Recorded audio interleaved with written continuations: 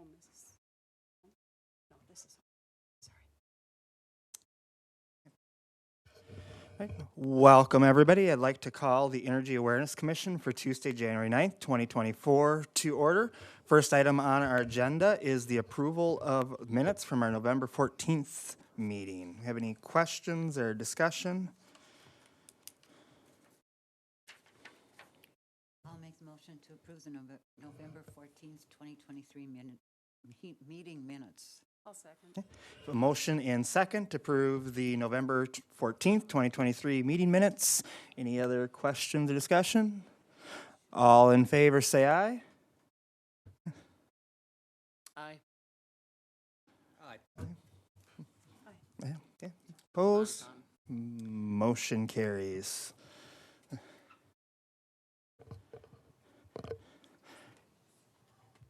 Next item on the agenda then is reports from officers and boards, and I thank John for joining us today to talk about the comprehensive plan.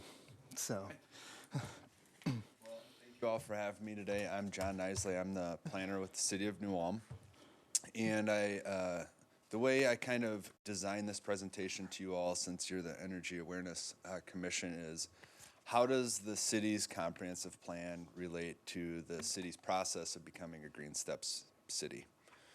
Okay, and for a little bit of background, well, let me just start with this way. If there's any questions, please just interrupt me and ask me the questions, and we can do it back and forth. That would be great. We started this comprehensive plan process in July of 2022. It has been a long process. There's been a fair amount of community engagement along with this process. We did multiple surveys. We also had a 3-day rapid planning work session where we invited all of the community to participate in that, where we actually fleshed out ideas, came up with concepts, all in the same 3 days, and then actually took people out to those sites to get a better picture of what that development or what that type of land use could look like out on the landscape. We've had really good, in my opinion, really good engagement from the community. Our survey that we did, which was quite lengthy, I think it was like almost 60 questions. We had over 2,000 people participate in that survey, so we were really happy with that result. And a lot of that survey feedback that we had has been put directly into the comprehensive plan, whether it's the survey results or quotes from people or ideas that they came up with through the survey has been put into the plan. We hope to have this plan to the project steering committee and the city council in February of this year. But I would note that there are a lot of edits that we're going through right now throughout all of the chapters that are involved, and that's taken quite a bit of time. Before we would actually bring it to the city council for approval, we would we would invite the public again to come view the plan, discuss the plan, any changes they would like to the plan, and then we would go back and make those edits before we bring it back to the council. If you're not aware, comprehensive plans are typically very broad and long range. So it's very, let's call it general for lack of a better term. And the idea is that it looks 20 years out into the future. What does the city of New Ulm want to do 20 years into the future? Specifically kind of focused on land use and how we use our land. Go to the next one. Like I said, it's typically general and long range. We have a number of different topics that we cover in the comp plan. Like I said, community participation and engagement, that was a huge one. Land use, that's probably our biggest and most, our longest chapter in the comp plan. We discuss housing, transportation, economic development, parks and rec, community facilities and utilities, and then how are we going to implement what we're talking about in the plan.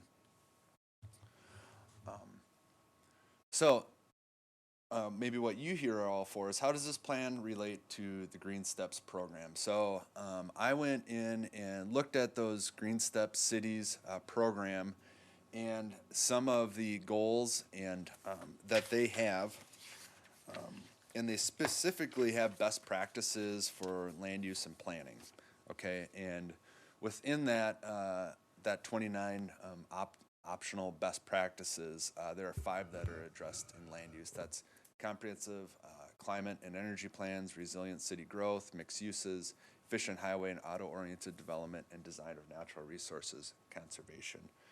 And I'm going to go through a little bit of each one of those best practices. I'm not going to go super in depth on the specifics in the plan, but I'll talk about how these best practices are going to be are in the plan. So the best practice action number 6.1 was adopt a comprehensive plan for category B and C cities. That's us. And the first item was to adopt a plan that looks 20 years into the future.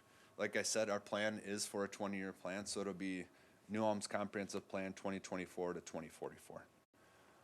And then what we'll do is we'll take a closer look at that in 10 years from now to see if are we meeting or achieving any of these goals, or any of these things not really realistic anymore, or if things really changed and we need to address it in the comp plan.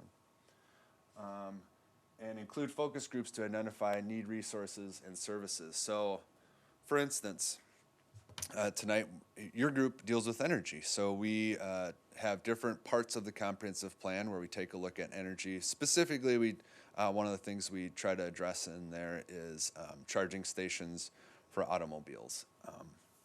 That's just one example. But we also talk with the city engineering department and their group on how do we deal with transportation and design transportation routes that are efficient and safe in the community. We also talk to the airport commission because, believe it or not, New Ulm's airport actually it's quite a big hurdle as we move west. There's a lot of things you can't do in or around the airport. So it's one of those barriers that we have to try to deal with when we're thinking kind of long range. So those types of groups. We also are working directly with the townships that surround the city of New Ulm, so they are informed on what we're doing or planning for in our comprehensive plan as well, and they can use that with their townships. So include in the plan a sustainability and/or climate adaptation, resilience section, chapter, and active living, placemaking, bike, pedestrian, and integrate sustainability goals, strategies into all chapters of your comprehensive plan. Principles of creating a complete, compact, and connected community. So, believe it or not, our founding people of the city of New Ulm, whether they use the term sustainability or efficiency or what have you, when they laid out this city, if you were to try to find the most efficient way to draw up streets, neighborhoods, put in utility systems, get people from point A to point B, they would come up with a grid system like we already have in New Ulm. What isn't efficient is having long winding roads with cul-de-sacs at the end, and then you have to come all the way back out. So actually, we've implemented, or our people before us had that kind of efficiency in mind, so we're going to build off of that and try to continue to emphasize that grid system kind of planning, street planning, and neighborhood planning into the future. Unfortunately, the housing market doesn't always want that. They want bigger lots, they want cul-de-sacs, so we have to try to balance that all out. And doesn't that disagree with the idea that one of the reasons a lot of towns and cities are doing the cul-de-sacs and that kind of thing is that it slows traffic down? Right. And so they're safer neighborhoods. So how are you going to address that if you do the actual square grid thing? Great question. So yesterday, literally, we were looking at all the crash sites in New Ulm for the last 5 years.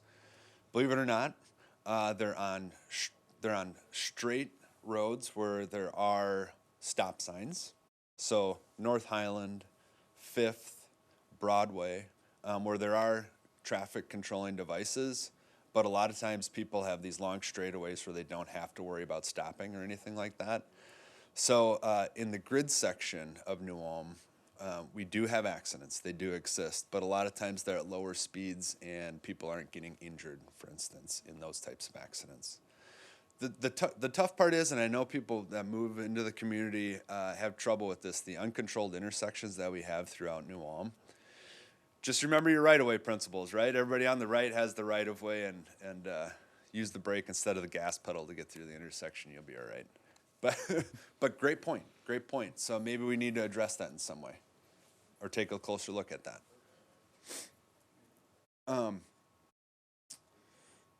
Okay, and then we also adopt, one of the other items was to adopt a development goal that infill projects generate enough tax revenue to pay for the related public infrastructure, so on and so forth. We are taking a close look and address that in our plan.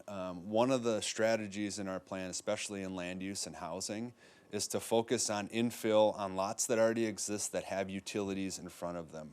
Rather than developing new properties on a brand new bare piece of ground and installing new utilities, promote housing in those neighborhoods where there's just empty lots. We actually have a running list of all the empty 50 by 175 lots in the grid section of New Ulm that are currently undeveloped. So if anybody comes in and says, I want a smaller lot, we can hand them that list. Here's the addresses of those places, and go forth and use those.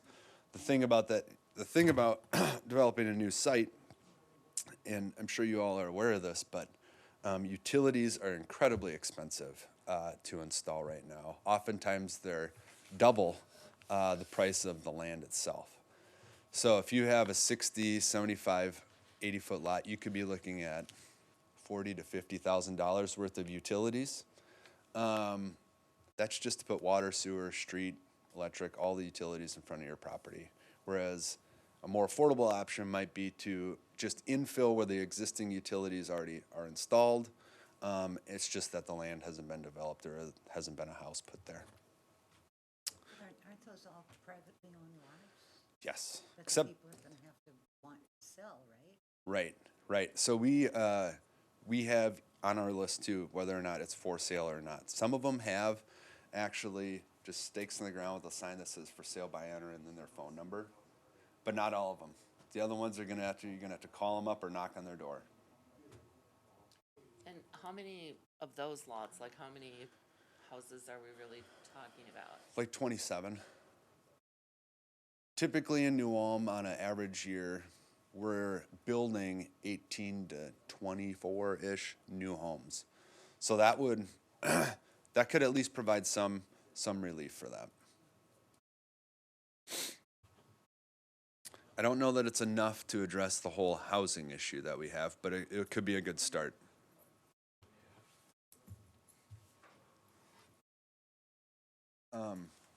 Best practice action 2.6 is to demonstrate that regulatory ordinances comply with the comprehensive plan, including but not limited to having zoning ordinances explicitly reference comp plan as foundational document for decision making. So if you were to look at land use policy in the city of New Ulm, it's kind of hierarchical. It's kind of like a pyramid, okay? So at the very top is where you have your comprehensive plan. Your comprehensive plan is general. It might say that we want low density housing out here, and we want business down here and industrial uses down here. So that kind of is what is directing the course. Under that, we have our zoning regulations. Zoning regulations get more into the nuts and bolts and the details of those types of land uses in those specific locations. So if we have a piece of industrial land over here in the comp plan, in our zoning ordinance, it's going to say, well, we have heavy industrial, light industrial, and we have general industrial zoning districts in there where you can do these specific things, these different types of uses. So it continues to get more and more specific as you go further down from the comprehensive plan.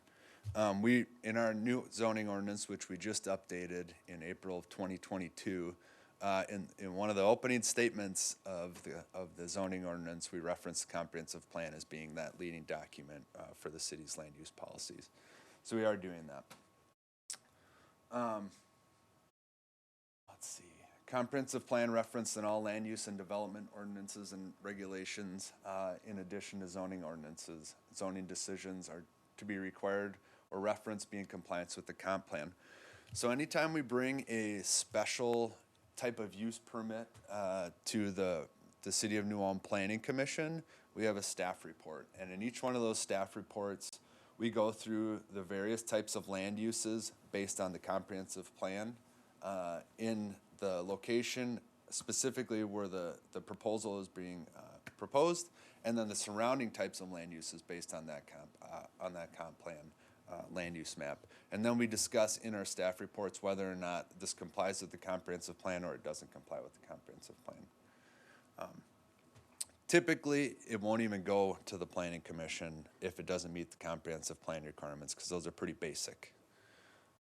But we do make sure that anything we make decisions on from a land use standpoint is compliant with the comprehensive plan.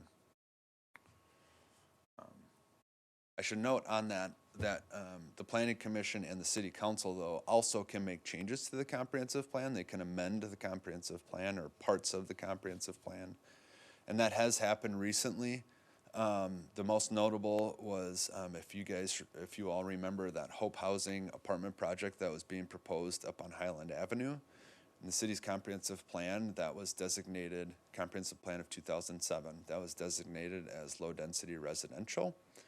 The city, in order for them to do that type of development, they had to request that there would be an amendment to the comprehensive plan to change that to high-density residential.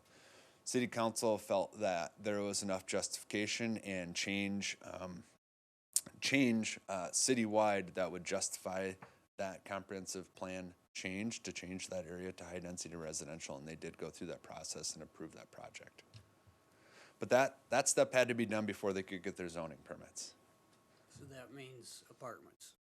What's that? That means apartments or condos, Yep, that kind of thing. that kind of thing. Where previously that was no. Correct. But they had to request the change. When they do things like that, there's multiple public hearing processes where neighbors, the community can get involved and have a say in what they think about the project or should or should not be. And I think at that point in time, we just had a new housing study come out, and our vacancy rate was below 1% in the city. So there was a fairly strong feeling that we needed to provide additional housing, and this is a viable option. So they thought that could happen. They made that change. Another one of these best practices is conduct an audit of ordinances. Individual ordinances or ordinance sections should be introduced with a purpose section that includes language such as the regulations specifically implement the following goals. I actually really like that. That seems like really basic, but what it's setting you up for is that we have these regulations because there is a purpose behind it. It's not just we're doing this because we can. And each one of the sections of our zoning ordinance, of which we have 13, starts out with a purpose statement as to why we develop these regulations and why they're being implemented. So far as like meeting the Green Step City's best practices, our current zoning ordinance is meeting that, or our comprehensive plan is trying to meet those goals that are set out here. So the third best action practice is to include requirements in comprehensive and/or plans for intergovernmental coordination addressing regional land use, watershed wellness impacts, infrastructure, transportation, economic development, and city and regional services. And it's really interesting because about a year ago, we implemented just within City Hall that when we have projects come in, sometimes a project might go down to the public utilities, or it might come to Derek first, and we might not see it for months later, or it might come to us up in community development, and we might not send it down to the PUC till later. So now we've coordinated an effort where we actually meet weekly to review any projects, any proposals coming in, so that the developer or that person bringing a project forward gets a quick and efficient answer. But they also have everybody that could possibly be involved with that type of project sitting at the same table discussing the project. So we're all on the same page. We're all giving the same answer to that person coming in with the question. So yeah, I feel like we do coordinate our actions with surrounding or overlapping jurisdictions. I should note too that we are frequently in conversation back and forth with the county. Sometimes they have projects that might affect the city. Sometimes the city might affect projects that affect the county. So we're pretty tight with them, back and forth communications. They get our planning commission agendas to make comments on, we get theirs. It's kind of a nice two-way street. Let's see. So, convene and discuss or enter into agreements, joint services or others with surrounding communities on at least 3 of the issues. Adopt a comprehensive plan goal to monitor and remediate all existing potential sources of contamination within the city's drinking water supply management area. Now, we don't say, I know we don't say that specifically in the comprehensive plan, but what I would do is probably talk with Dan Persig at the PUC, since our city water supply wells or our municipal wells are all on the Nicollet County side, aren't they, Derek, for the most part? All but 4. 4? I think 4 are actually in city, well, on this side of the river. Yeah. So I'd have to double check on that, but I would assume that we have coordinated efforts with Nicollet County to make sure that we don't have any contamination threats to contaminate those municipal water supply wells. Another one of the goals was to jointly invest in infrastructure to avoid duplication or improve performance as part of the inter-city discussions and mentor another Green Step city. I'd have to look into a Green Step city around here that we could help. We'd be happy to do that. But jointly investing in infrastructure to avoid duplication. That's a good one. It's kind of a broad one.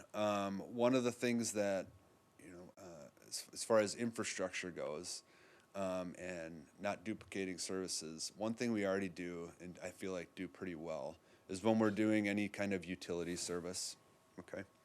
We make sure to coordinate with other private entities that might be doing communications or internet. And they know when we're doing digs, especially with, I believe it's electric, that they can co-locate their lines with ours. So we're not digging up 3 different sections of the street or behind someone's sidewalk into someone's yard, and making extra problems or holes in the ground. So we're not duplicating those efforts, trying to coordinate that all to make it an efficient service. Does anybody have any questions? Please stop me. No? Okay. Best practice action 6.4, include ecological provisions in the comprehensive plan that explicitly aim to minimize open space fragmentation and or establish a growth area within the expansion area.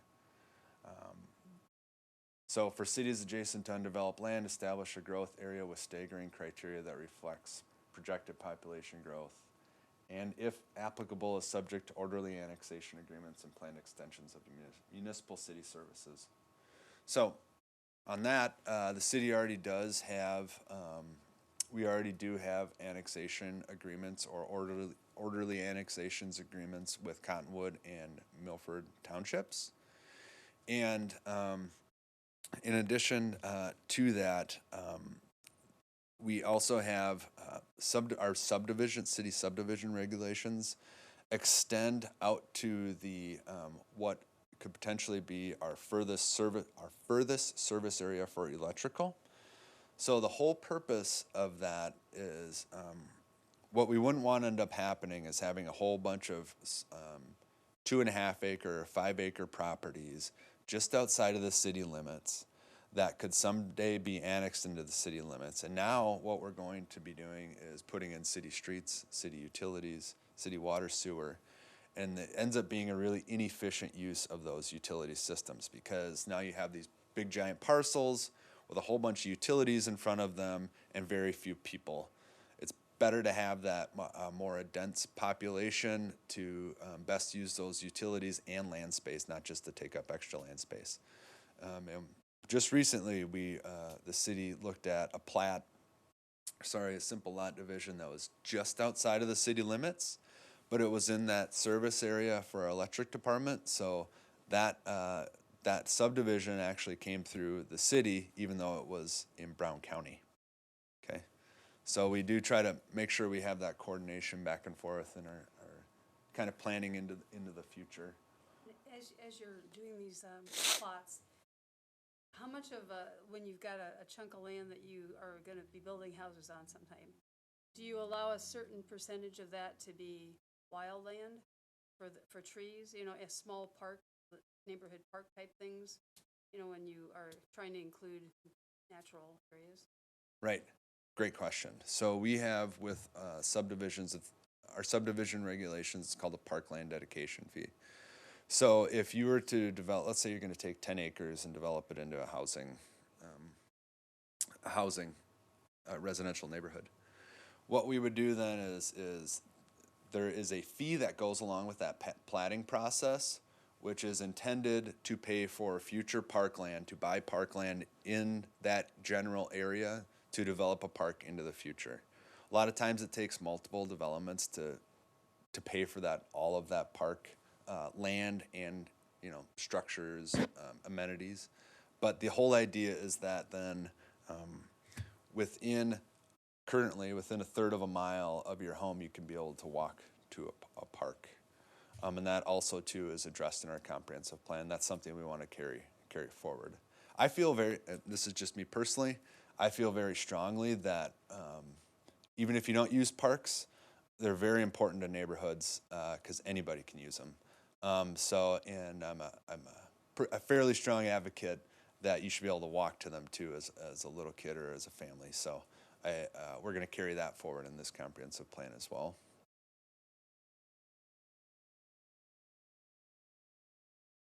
But I guess maybe on another side of that, we also have lot coverage requirements. So meaning you can only have structures on this much of your lot, covering with. We don't use the term impervious surface. We just use we kind of actually leave out driveways, but we do building coverage on a lot. So you're only allowed to have a certain percentage on a lot, and then the rest is supposed to be land that, you know, it could be yard or trees or whatever, but not covered with buildings. Have you ever looked at, I have a daughter in Seattle, and there are a number of neighborhoods that have, I can't remember what they're called, but the space between the sidewalk and the street will have, it's for drainage and stuff. Yeah. And they have wild plants and things growing in there. It's not mowed. Do you do any of that? Yeah, so we're really stormwater regulations in the state of Minnesota come down from the Minnesota Pollution Control Agency. The city of New Ulm implements those stormwater regulations within our jurisdictional boundaries, and those change. Okay, so years back, all stormwater regulations basically meant, you know, it goes through a stormwater pipe into the river. Then we went to these big regional ponds. Okay. Now we're trying to do more things just like what you're talking about. Try to deal with the stormwater directly on the site. So rather than having a big stormwater pond at the end of the street, what we would rather have you do is do rain gardens in everybody's backyards or front yards. You know, do the infiltration process on the property where the impervious surface is. And one of the newest ones that you'll probably see pretty soon, probably next summer, where they're doing it's a longer rain garden, is up by the Chancery off of North Highland. They were doing some of the groundwork this fall, but they're doing, a long rain garden that is going to be behind the houses that are going to be installed there. So. Do you convey to developers as they're making their plans what these best practices are? Absolutely. So one of the reasons we have this group of staff that meets every week to discuss these site plans is because one of the things that they always need to factor into their development costs is that you're going to have to do some type of stormwater remediation on the site. So we'll tell them that right away, that you need to take care of some of these stormwater issues on your site. And then we'll tell them, you know, here's some potential options, and then they can look into. Because not only does it serve the purpose of filtering stormwater, it also beautifies the property too. Provides habitat. Yeah.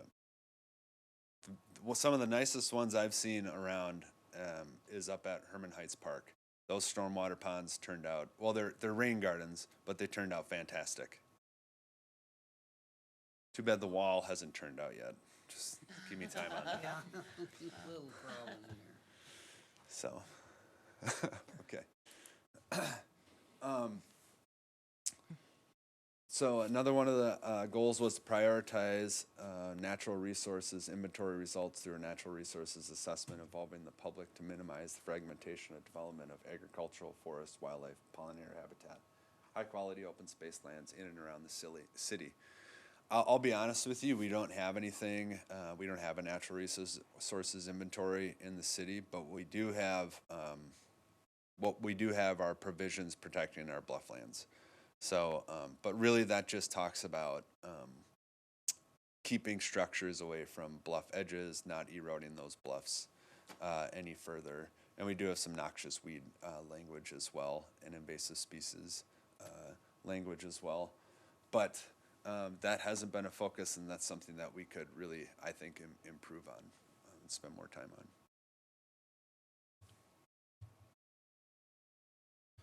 Okay. This is my last one. You don't have to look at any more of these wordy slides. Best practice action 6 is to adopt climate mitigation and/or energy independence goals and objectives in the comprehensive plan or in a separate policy document, and include transportation recommendations such as becoming an EV-ready city. So Derek, you might actually be able to speak on this a little bit more. Is the city public utilities have a kind of a climate mitigation and/or energy independence plan or goals or anything like that? Well, as of right now, there's no, I guess you could say, mission statement out there. But we, as a utility, we have to follow along with what was just enacted this last year with the carbon-free by 2040. So we have to follow that, and we're going to follow that, and we're looking to follow that.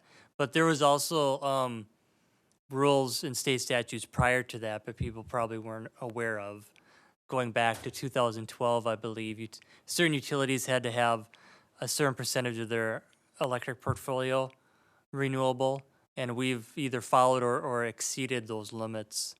And those went to 2025. And that was enacted, over a decade ago. But we're already, currently we're at, and that's in one of the next agenda items with a Green Steps best practice. We're at 25% renewable now, and we have been for 4 or 5 years been over that percentage. And that percentage isn't meant to be met until 2025. So we've already exceeded that percentage. So I think, yes, right now our goal is to meet that as best we can, that 100% carbon free by 2040. So that, I think, John and I had spoke prior to the meeting, and there's some things within the utility we're going to be looking at that go with this to see if we can't get that into the comp plan and have that, kind of stated within that going forward.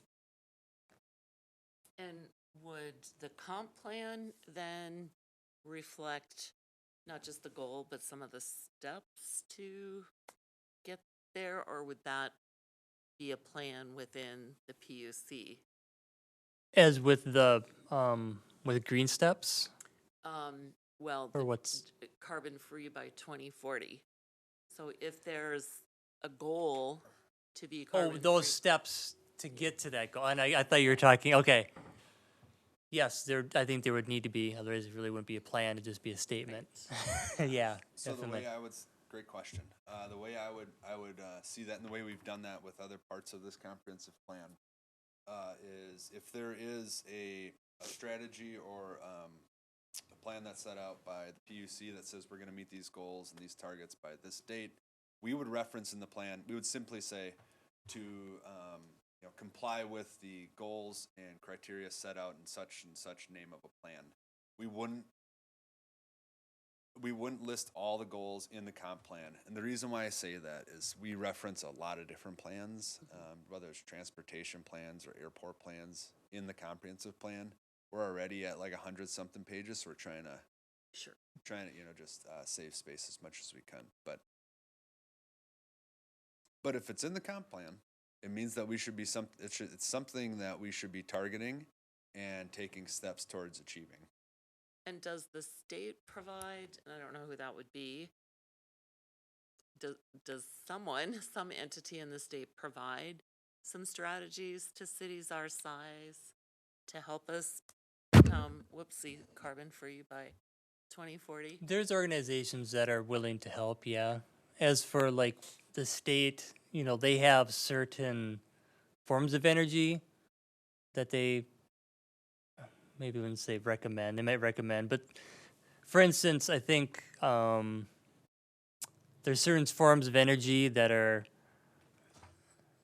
carbon free, but maybe not. Let's say nuclear.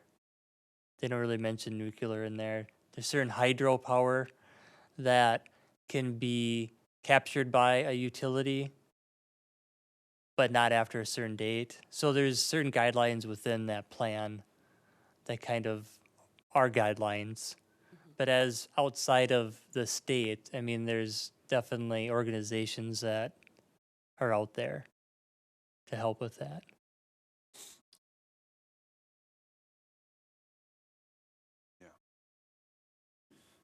We addressed most of these items right here, just in our discussion. So, I'm here. That's the end of my presentation. I'm here to answer any questions you have, whether it's comp plan related or zoning questions or anything like that.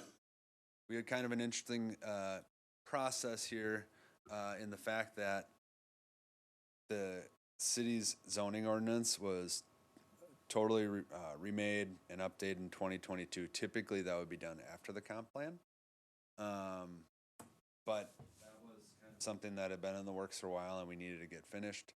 So the comp plan is actually coming after that. So it's a little backwards, but we're making sure that everything is lined up. Should also note too, in this comprehensive plan, it's different than the 2007 comprehensive plan in the fact that there's 4 specific areas that we're focusing on outside of the community at large. One is, we refer to it as the Upper Cottonwood area. So if you were to take Cottonwood Street and go up to Settler Trail, what does it look like with land development to the south? Okay, what are we looking like? How is that phased? There's all kinds of things that need to be addressed there in the long term and short term if we were to ever have that area developed. Another area that we're looking at is around the airport. Like I talked about earlier, the airport has certain restrictions surrounding it, anything that abuts it. They have flight safety paths that they need to make sure are clear, that there's no people living in. How do we utilize that area around the airport? We're fairly confined as far as industrial places to expand industrial uses in and around the community. So we take a close look at what does it look like behind Walmart and then between Walmart and County Road 29. There's actually a really great feature back there that I don't know if it'll happen in my lifetime or not, but there's a railroad right there. And for as far as industrial uses go, it's ideal to have access to a railroad. But that railroad is, hundreds of feet away from the nearest development. What does that look like? Can we talk about a spur line, that kind of thing? And then lastly, we take a hard look at the downtown. How's the downtown? What is the downtown like today? What is it going to look like in the future? One thing I can tell you for sure that they're really emphasizing in the comprehensive plan, and I would agree with, is that we can't always look at just continuing to expand out. We're gonna have to continue to keep looking to expand up. The downtown is ripe for that. There's already all of these buildings, whether they built them with living quarters above them, typically for the people that owned the properties to work in the shop downstairs. Well, now all of those are getting converted over to apartments. And a lot of times there's 2, 3, 4 apartments on the second stories of a lot of these buildings in the downtown area, and a lot of them are being remodeled for residential uses. But could we go up a third level? Are there other spaces in the downtown that we could better utilize for people living, specifically if they have all the amenities there that they would need to live their daily lives? Can they go grocery shopping? Can they get to work? That kind of thing. So obviously we all know about the George's Ballroom site. We know about the mall site.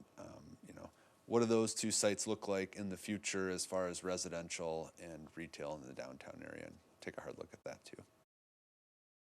Does the plan, or maybe it's the PUC's plan, but how do we plan for retrofitting and making as energy efficient as possible existing city structures? Is that addressed in the plan? I just reflect on one of my first meetings when we discussed how do we increase renewable energy. It wasn't necessarily the best strategy or most cost effective to encourage people to install solar panels. The better use of money and time in the near term is people retrofitting their homes to make them more energy efficient, basically to reduce energy consumption. Is that a direction that the city's going or has been going? I don't really know all the buildings that the city owns. And then is there guidance to developers to do that? There Or is. real estate agents too.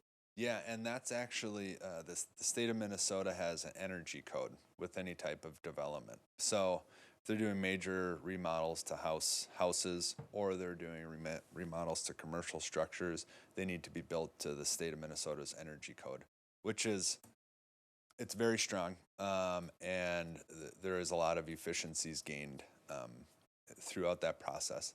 That actually typically takes place through our city's building officials. So it's upstairs, and they are always, when they're looking at the project, they're looking at not only just building code, ADA accessibility, but they're also looking at energy code and meeting those energy standards set by the state as well.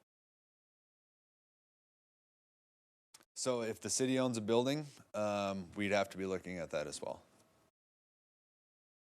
And does that also apply to schools? Yeah. The public? You know, one of the things that we addressed recently was, Derek, correct me if I'm wrong, but Derek kind of streamlined the being able to produce your own energy and tap it into the city's system a lot more efficiently. It made that process pretty simple. Now, is it The Nova Power Portal. Yeah, but what's the term? Is it when so a producer is bringing energy into your system? Well, net metering is one Sure. form. Yeah, cogeneration. Sure. Yeah. So, are people taking advantage of that? Yeah, I mean, each year there's probably 5 more than the prior year. So, we have over 20 locations already in town. That have solar on their roofs? Solar, yep. Sure. And by next year, it could be, instead of an additional 7, it could be an additional 14. It could be an additional. It's multiplying. It's for every 2, there's an additional, 6 or 8 the next year. So that 6 or 8 is going to turn into 16. Yeah. Yeah. There probably are rebates and tax benefits for people. Well, that are doing the that. rebate essentially, the way the utility looks at it is net metering. So essentially, we're buying power back from them at a higher rate than what they're buying from us when they're not using it. Yep.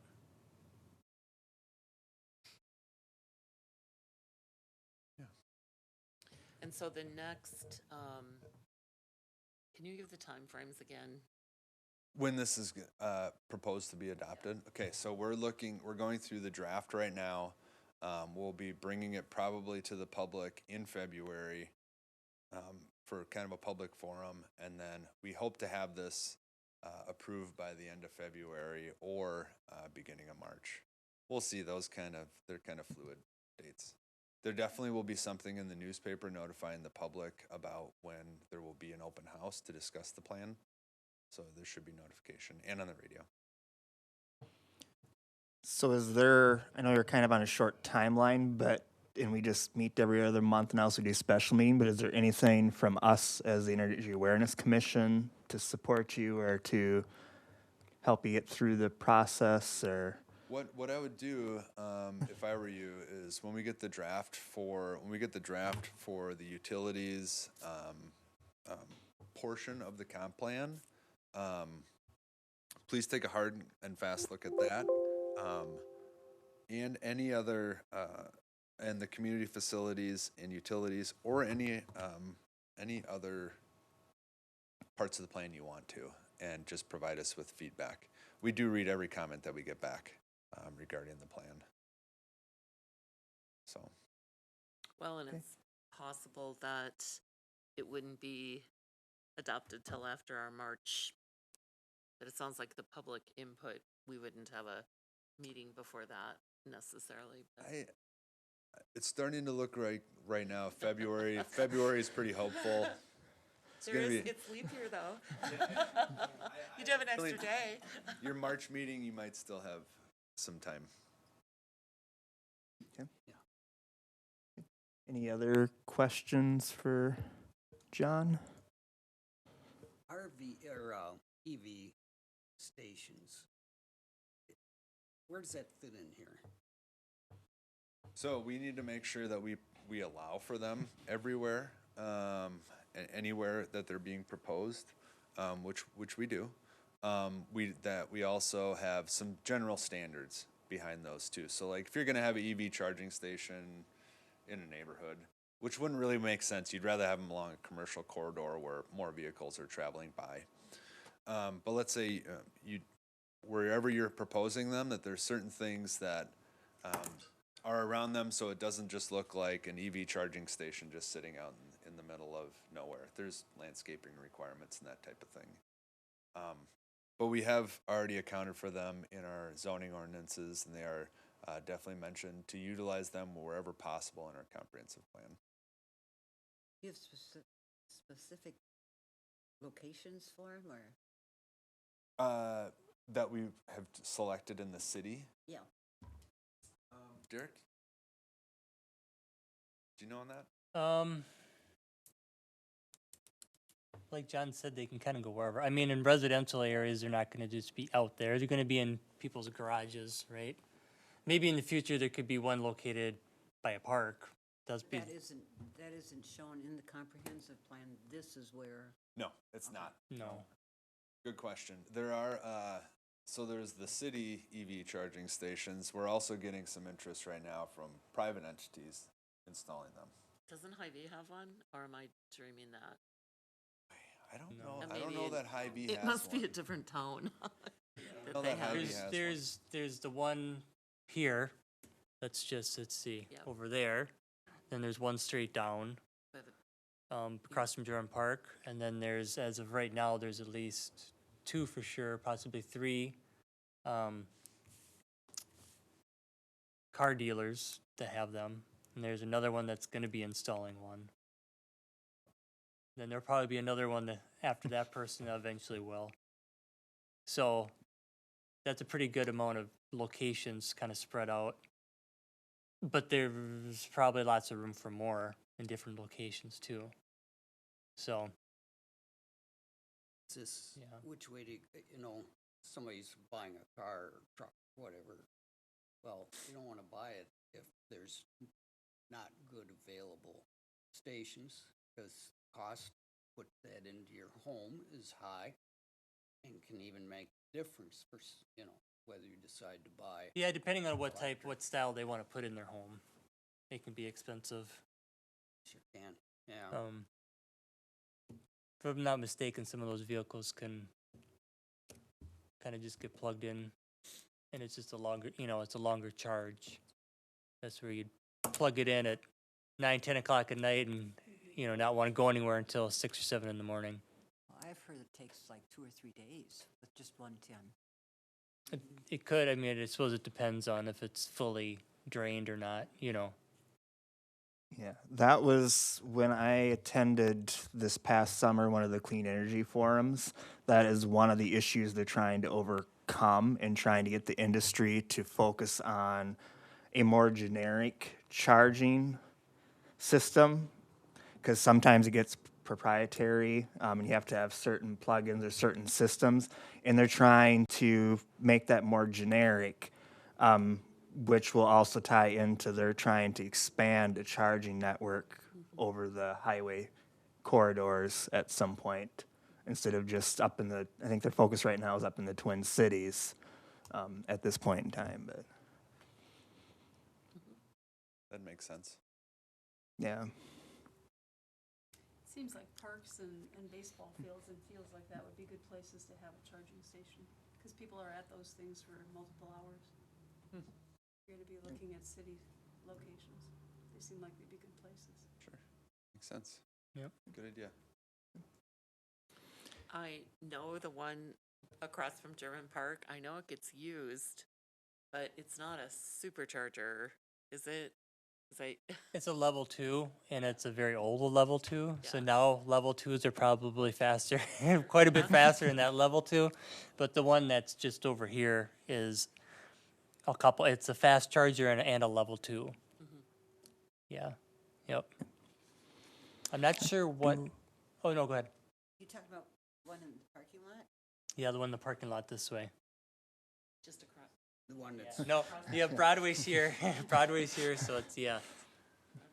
Oh, yeah, the Yep. parking lot. Yep. You're right. Yep. Yep. Yeah, was so thinking the there's a wrong part. there's a couple of slides for fast chargers, and then off of where the fast charger is a level 2. Do people pay for that? I don't know if they get charged for the level 2. They pay for the fast charging. They do pay for that? I know some webinars and some long, I'm gonna call them classes, but groups that I was involved in through Great Plains Institute and CERTS. The big thing was to get the fast chargers there and then have the level 2s free. And then when that was set up, that's how it was set up. If they've changed it since then, I haven't heard. Yeah. Any other questions for John? Okay, otherwise, yeah, thank you again for You. coming in. Yep. Yeah, thanks, John. You bet. All right. Guess I'll ask if there's any other questions or discussion related to that. Otherwise, I'd just be looking for a motion just to receive and order filed the presentation. I'll make the motion to order and receive filed the presentation from John Nisley. My second. Have a motion and second to receive and order filed the presentation from John Nisley for the New Ulm Comprehensive Plan. Any other questions or discussion? All right. All in favor, say aye. Aye. Opposed, same sign. Motion carries. All right, next item on the agenda is the Energy Service Representative Report. Derek? Okay, so there's a few items with the report. Seems like each meeting I'm trying to change this up to make it kind of more bulky and have a little more information in there besides just the programs that we have. So each year there's a few items that I like to try to get to this commission before the beginning of the next year. Sometimes it doesn't work out, and this is one of the years where it didn't really work out. So for our low-income program, we have a yearly contract with Minnesota Valley Action Council out of Mankato, who deals with the sensitive information of those customers that we rebate. I contacted them, and they are still working on the contract. So that's one reason why we haven't seen that yet this year. So hopefully that will get to us soon. It's not really going to, in the years past, we haven't really denied anybody. We've just kind of followed the old contract and worked through it. But obviously it's good to have the contract set in place for both parties, Minnesota Valley Action Council and the utility. So when that gets sent to me, we'll get that on the next agenda so it can get approved and go from there. The same with, Just a quick question on that. And by the way, I thought this was really well done. But so that pertains to this program that is described in our newsletter, the energy. which program, is it the, It's Energy Programs Facts. and it has Minnesota Valley Action Council logo. Yep. So are we actually getting applications or inquiries, but we don't have a contract yet, or is that not happening? Well, I can't remember which one I put in that for, because they have their, gosh, what do they call it? They have lots of programs. Energy assistance, I don't know if that has to do just with energy assistance, where this program would deal with individuals, so they'll find people through their dealings, and they'll find out that they might meet that low income threshold, and they'll come and say, hey, you want us to come in and we'll take a look and see if you meet New York Public Utilities, with the program with us, and let's look at your refrigerator, your freezer, all these other appliances. So this program with this contract specifically is going and looking at appliances and things like that within these individuals' homes. So it's not assistance for heating, but that Correct. triggers the analysis. Right, so of- looking at this might help trigger people to come in and utilize this program. Yep. So the next item would be another contract I'm waiting on. That's with the home energy audits. So we go through the last few years, Center for Energy and Environment. We have a good list of over a half a dozen people so far, and we're getting some more. And I think that might have been in the last newsletter also. I don't remember. Advertising it is. Yeah. So hopefully that kind of triggered individuals to call or email me regarding those. And then we'll move on to, just a summary. At the bottom of this first agenda, I have my January through December 2023. So it's not 100% finalized because we're still getting stuff in that I'm putting towards 2023. So these totals aren't that, the whole year, but they're close. We've given over 1,000 rebates. We've saved over 1 million kilowatt hours, and we've saved over almost 3,000 MCF or decatherms through our programs in 2023. And that's where we'll kind of jump to the same number. Yeah, so that's that. And then I think I included some additional ones. Oh, these are the saving goals. So looking at what our goal is, that's in bold, in 2023, our SIP savings goal, our goal that we want to try to meet was, 1.8 million kilowatt hours for electric. So that's at 95%. The 1.5%, which is the max, which is where they really want, is 2.888 million kilowatt hours. So that 0.95% is, if you at least get that, you can use internal actions within the utility to help account for meeting the remaining savings goal. So if you look at our kilowatt savings goal so far of what we have, we're at 1.1 million kilowatt hours.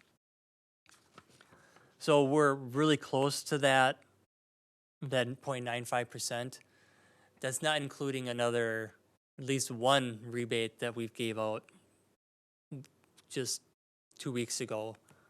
That was 300 and some kilowatt hours. So we still have some stuff coming in from 2023 that we can account for those savings. So I think we should meet that minimum goal, which we have the past 2 or 3 years.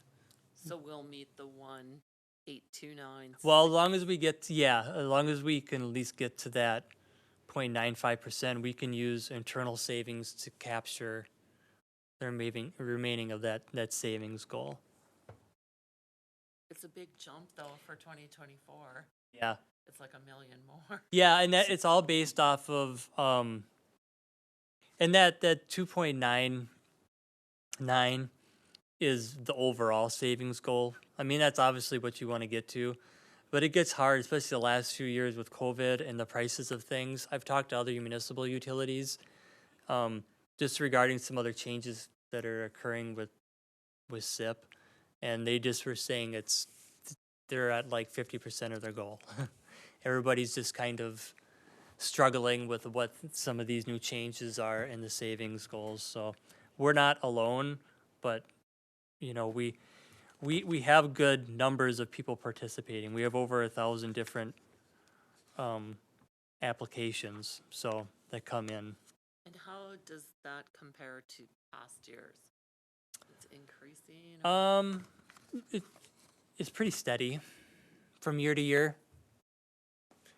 The number of people, the savings can jump from year to year based on, and it can be substantially different because I think maybe I've said in the past, it really depends on those commercial and industrial customers taking advantage, because they're doing the really big actions that are savings, tens or hundreds of thousands of kilowatt hours a year. So, and that's the case of one of these last rebates that came in. It was 320 some thousand kilowatt hours with that. So, and I did contact some of the big customers, before when this was winding down, and some didn't really get back to me. Some did and said, we're done for this year with until next year. So, Is there something we could help with, or to basically speak to the bigger customers? Or I always think we have more of the ability to impact the residential customers, which Yeah. are smaller potatoes, but I think probably the residential would be probably the most helpful. Because those commercial customers, they have stuff planned out, kind of years in advance. And, it's hard for them to even talk to me because some of them they're not secretive. It's just, there's lots of different scenarios that may need to fall into place with them to either do it or not do it. Well, a lot So- of times they've got their budgets made out for years ahead of time, too. Yeah. If a lot of the apartment buildings buy energy efficient, because they replace stoves. Some do, yeah. Actually, just got an email today from one about refrigerators, and then they asked about stoves, and then I got an email chain with, what we do offer and things like that. Because Yep. there are a lot of apartment buildings. Right. It seems like, and that would be Mm-hmm. good customers, I would think. for Right. them. Yeah, because they have money saved out, and they could be replacing 20 at a time, or depending on how many apartments they have. Yeah. Right. Yep. we Yep. started to do it more aggressively at real life, and I really don't think it was kind of top of mind. There might be value in approaching, maybe they already know, but approaching all the apartment owners to say, hey, there are these rebates, and Show how much they would save. yeah. If they bought them. Although I can't say, because I am the treasurer and I look at our utility bills, it's too early, I think, to determine, okay, have we achieved, because we replaced all our lights and lighting fixtures. So in my mind, I'm thinking, well, I compare November of 2023 and November of 2024. It's less than November of 2024, but not a lot. The utility bill's about the same. So I'm looking at it in our Yeah. apartment, but Well, and sometimes stuff's been efficient for quite a while, certain appliances. So it's how much less efficient is that one you bought 10, 15 years ago compared from there to now? It might be pretty close to as efficient as it was 10, 15 years ago, and now you're buying something that's comparable. So that savings might be real minute, but Well, and I had just read and just skimmed over it too. They're saying there is some information coming out, and I don't know, maybe Derek has seen this just on the utility end, that we've kind of hit a plateau. We were doing really good with cutting energy use for years, and now we're starting to see a trend of going back up with some of the changes of stuff. So there's so many things that's going to factor into if you actually see Yeah. a it's change in the end. only a certain group of people that are invested in it. And once those people all have the efficiency appliances, where else do you go?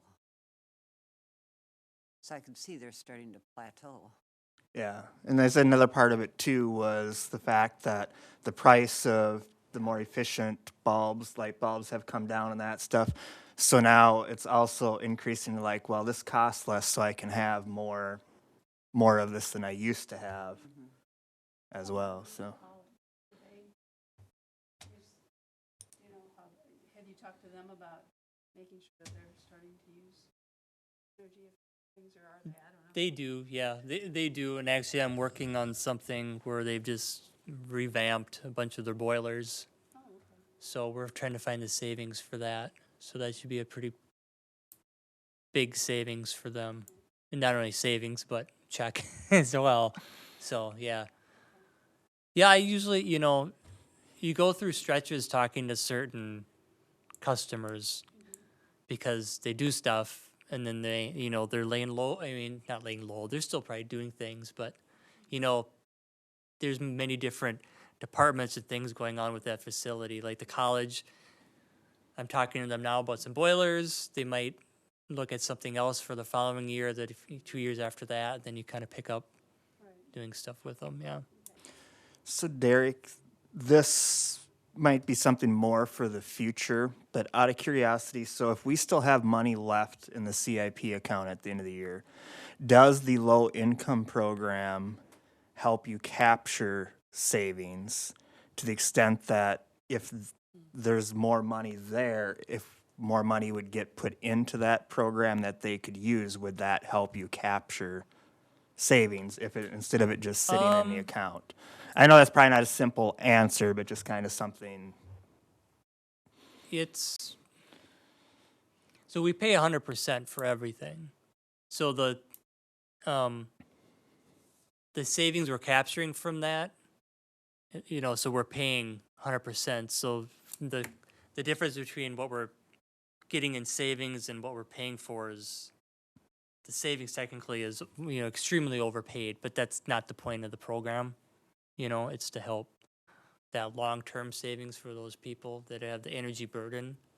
So putting that money in, the money that gets put into there, that particular dollar amount, is based on state statutes of the amount, what we're suggested to put in to those programs. So it can be increased, different years. Yeah. Okay. Yeah. I was just curious because it's like if we have money left over, is that a good Ye- use? Yeah, I mean, But- usually, I think on here, we've actually have met or went over that program. But in other years, we've not used all the money in that program also. It's really because we don't go after those people just through advertisements. It's who Minnesota MVAC can find or who comes to them.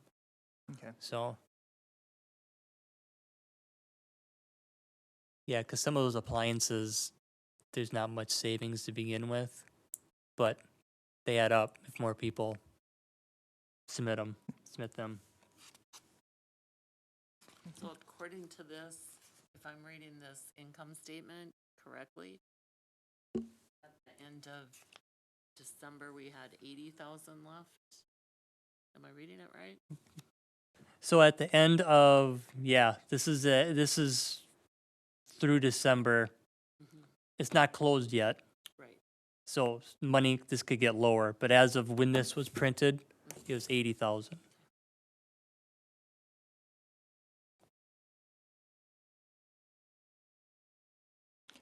Any other questions or discussion? Otherwise, I'd be looking for a motion. I move the approval of the energy service report. Well, actually, sorry, I don't mean Saying it to. right? We also have that's included in this was all the 2024. Didn't know if anybody saw that.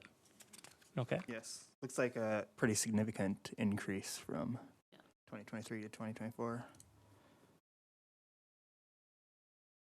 Okay, so we have a motion. Do I have a second?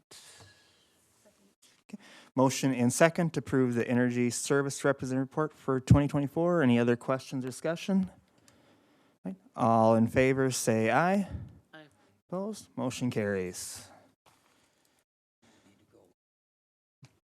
Okay, thank you.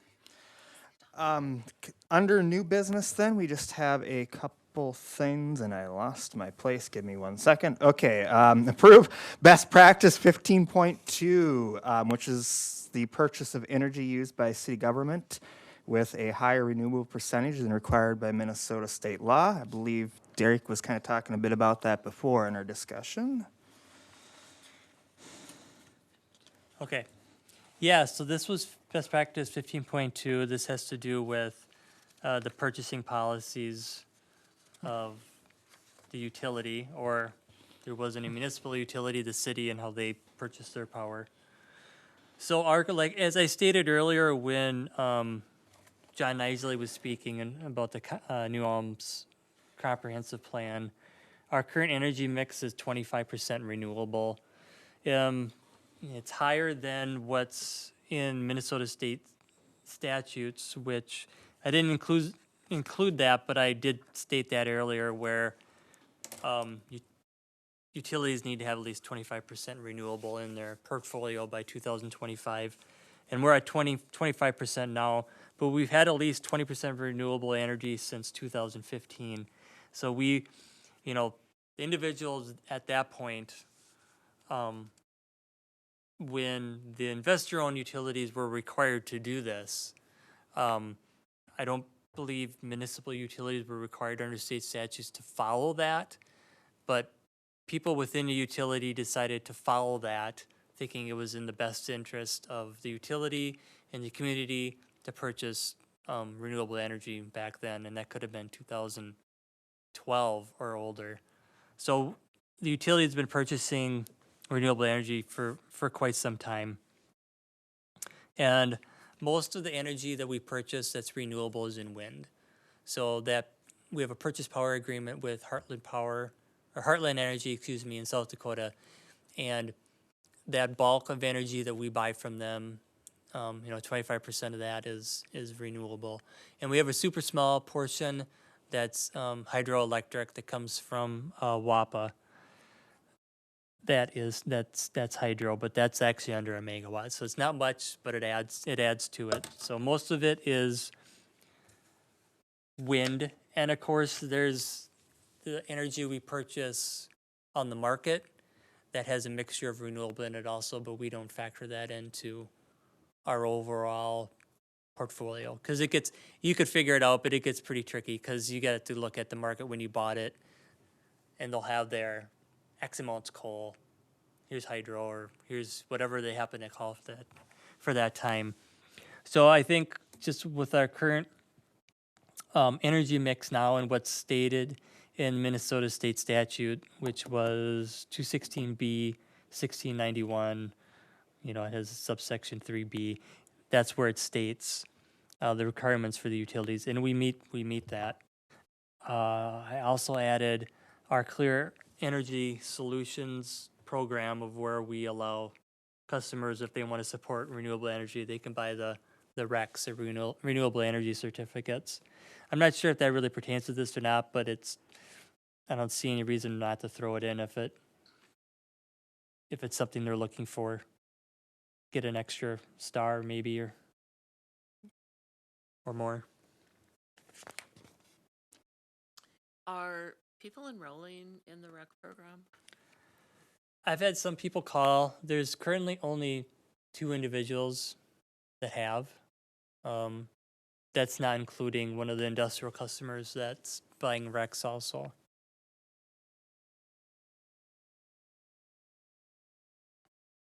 Yeah, it's an interesting program.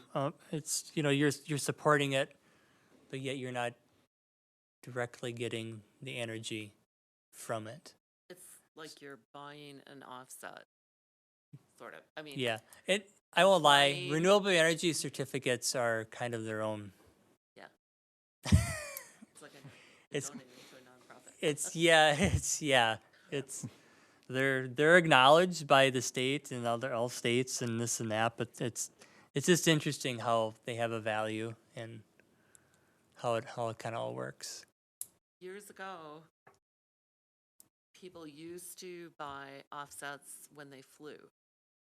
And so they would maybe pay $100 for, I just know this from consultants that the organization I worked with had. Yeah.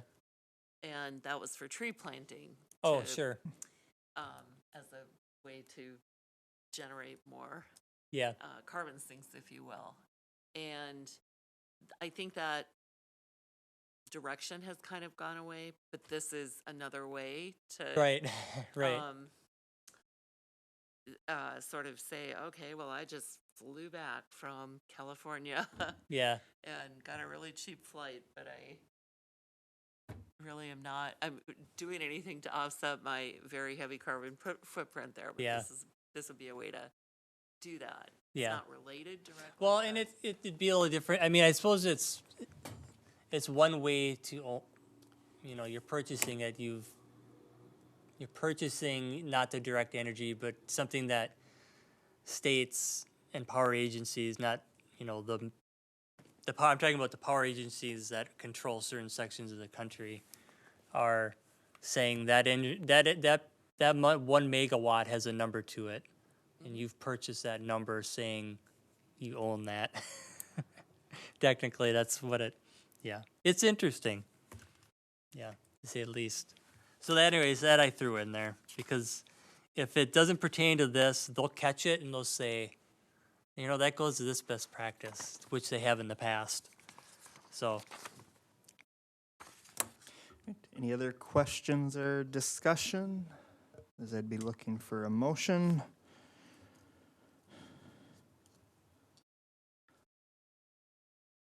I'll make the motion to approve the Green Step City's best practice 15.2. A motion and second to approve best practice 15.2 to be submitted to Green Step Cities. Any other question or discussion? Okay. All in favor say aye. Aye. Opposed? Motion carries. One more item for Green Steps tonight, and that is best practice 15.7. So this best practice is under the environmental management overall portion of the Green Step Cities. So it focuses on purchasing policies and practices within a city. So this is something Jordy had first initially wrote to me about, and I believe we maybe had discussed this during the special meeting as well. Yeah. But so this is pertaining to how the meetings are run for commissions or committees using city hall chambers.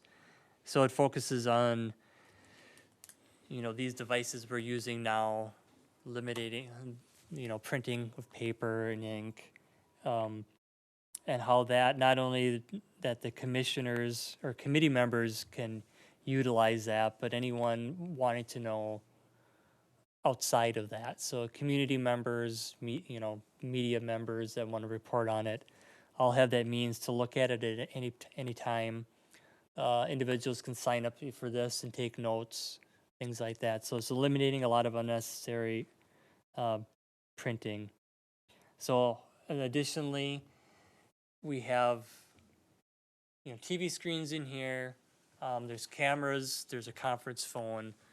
It also fits in, those devices fit into here because, during COVID, we were still able to have meetings and not have anybody, telecommute to this location. Everything could be done over video conferencing, voice messaging and whatnot. So all those systems kind of play a role into this environmental footprint best practice. And I also included the utilities building in there as well, since it's another kind of central location, not as much as the council chambers, but another location that utilizes the same types of media that can be used So I don't know what people's thoughts are on what was put into this best practice and if you felt that it met what they were looking for submittal.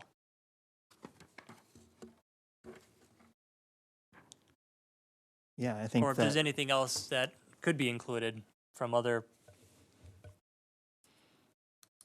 yeah, I think that looks good. I mean, when I was looking at it, I think you put more in there than what some of the other cities had, so. Well, I really like what's written here, but I'm looking at these last two paragraphs. Have a policy for meetings and events taking place on city property, including parks and libraries. And then the last, work with at least the largest private venue in the city to cut waste generation. Are we saying we're doing that now, or we want to commit to doing that? Or So these, sorry. So if you look at it, usually when I set these up, I put in what I'm going to submit, and then underneath is directly taken off of the website from Green Step Cities. So where it says best practice action 15.7, these are, it didn't show it on this one, but that work with at least the largest private venue in the city, that's a 3-star example. my comment would be that I think we have opportunity to do more in this area. Yeah, we can. Oh, yeah. I sorry. I thought you were stating that that's part of what I was submitting. Sorry.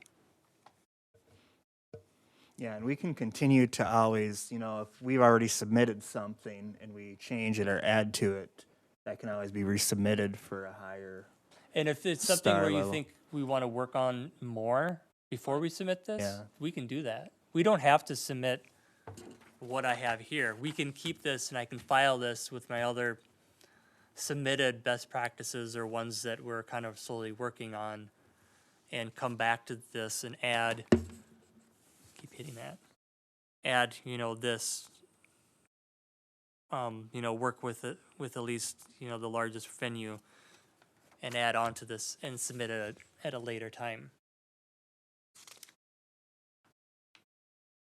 I don't have a strong feeling in terms of what we submit now versus doing more and submitting later, but it's an opportunity for us to do more, I think. Yeah, that's, And I think it'd be a light lift. I'm thinking, for example, of the library as a city venue where reusable, recyclable, and compostable food service items, prohibiting the use of single-use. I do a lot of stuff in that library basement, meetings and events and so forth, and there's an opportunity to work with the library personnel and the library board to actually implement some of this. yeah, and looking at this too, we've already, I can't remember if we've Not done to pick anything, on the but library, but that's just one example.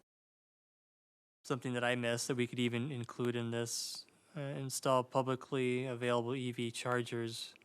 That says powered by solar carports. Maybe that's why I didn't do that.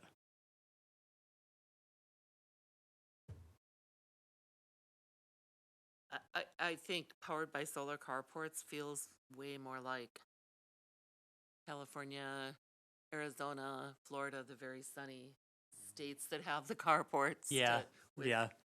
I don't know that we have carports as part of public parking. I don't know, but they do up in California and Arizona. And Yeah, yep.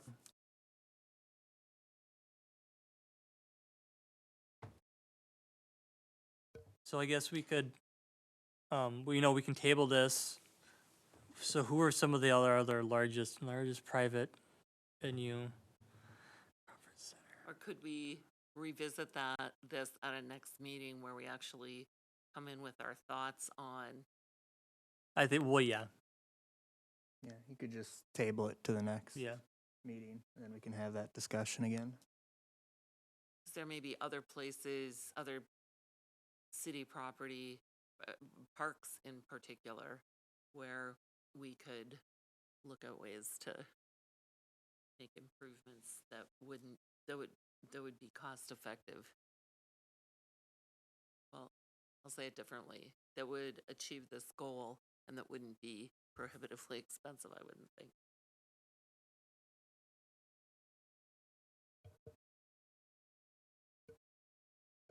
Do you want to make a motion then to table it, or? I will, but Derek, would delaying submission of this put us behind in any way, or what's your feeling? We need to have, It's nice to to keep. meet a possible step up, which I don't know if we will, items need to be put in by April. So, Oh, well then, I'm gonna move. so we have the March meeting Yeah, to submit this. okay. But that doesn't mean, even if we didn't submit it in March, I'm not sure. We have step 3 is our next step, right? So, and that's completing any 16 best practices. We have quite a bit here that, we have to do. Yeah, I think that'd be a. And, this is voluntarily, it's not meant to be rushed anyways. It should be done right, or done in the way that you feel needs to be done and accomplished, so. Then I will move that we table this,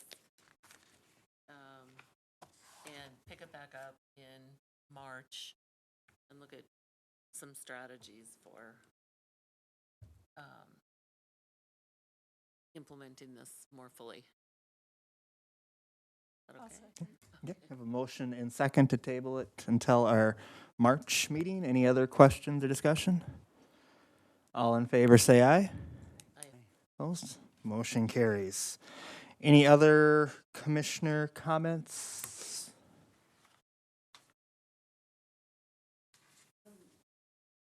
Derek, some of the things that John had talked about, are you going to check into those?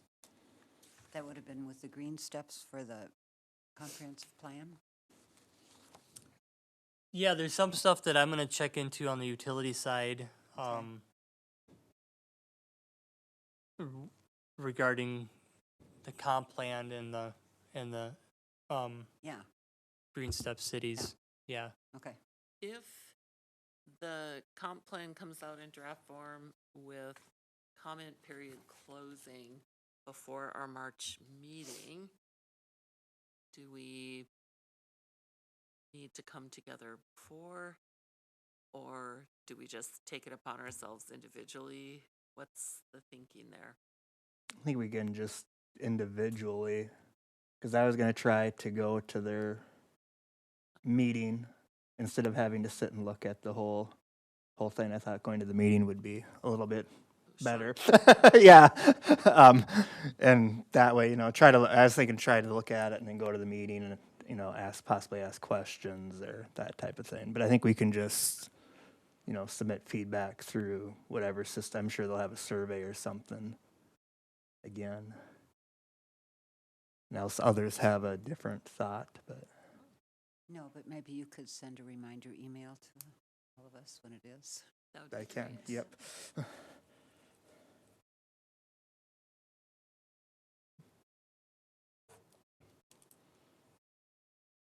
Thank you. No problem. Any other questions or discussion? All right, I will say thank you, everybody. The next thing on our agenda is adjournment. So Adjournment? motion and a second. All in favor, say aye. Aye. Opposed? Motion carries. We are adjourned. Thank you.